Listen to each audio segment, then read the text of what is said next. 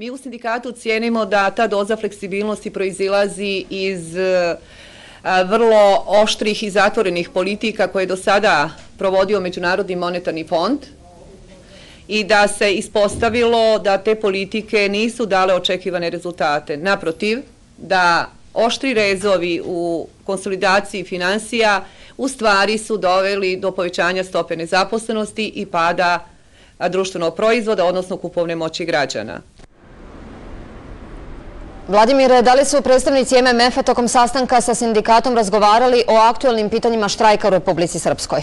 Pa, predsjednica sindikata rekla je da štrajk nije bio tema razgovora sa predstavnicima MMF-a jer je taj sastanak planiran prije 2 mjeseca, a što se tiče štrajka, on je i danas nastavljen. Nema novih kontakata sindikata i vlade koji bi rezultirali nekim dogovorom. Nastavljeno je nadmudrivanje ministara i sindikalnih vođa o uspjehu ili neuspjehu štrajka, o zakonitosti ili nezakonitosti uredbi o minimalnom procesu rada, te o pritiscima prema štrajkačima. Na terenu je vidljivo da su prijetnje iz vlade urodile plodom. Tako prosvjeta danas uglavnom poštuje uredbu o minimalnom procesu rada, iako sindikati taj akt ocjenjuju nezakonitim. Osnovna škola Georgij Stojkov-Rakovski u Banja Luci jedna je od rijetkih čiji su zaposlenici jednoglasno podržali generalni štrajk i jučer potpuno obustavili rad. Nakon poruke iz entitetske vlade da će direktori koji ne ispoštuju uredbu o minimumu procesa rada biti sankcionisani, slika ove obrazovne ustanove danas je potpuno drugačija. Nastava teče normalno, časovi su 45 minuta, onako kako i dolikuje jednoj obrazovnoj ustanovi. U svim osnovnim i srednjim školama u Republici Srpskoj nastava je danas održana, iako su u nekim časovi skraćeni na 30 minuta, saopšteno je iz vlade uz podsjećanje da štrajk nije uspio.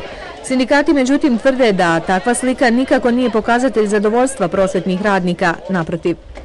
Vrhunac demonstracije sili nad zakonom je bila izjava premijera Džombića da će otpustiti sve direktore koji danas ne organizuju minimum procesa nastave. Minimum procesa rada koji moraju ispoštovati svi, pa i prosvetni radnici, propisan je vladinom uredbom, odgovorio je ministar prosvete uz napomenu da neosnovanih prijetnji nije bilo.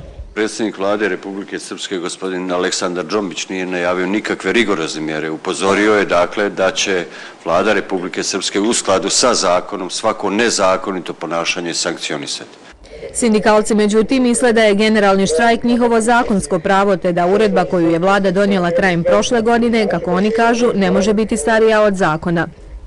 I još jednom, poručujemo vladi Republike Srpske da radnici ova 4 sindikata su bili juče u štrajku, da su danas u štrajku i u štrajku do daljnjega. Ogromna većina zaposlenih u pravosuđu, policiji, javnoj upravi i prosveti sami i bez pritisaka su shvatili da štrajk zbog smanjenja plata za 10% nije najbolje rješenje i vratili se na radna mjesta, saopšteno je iz vlade.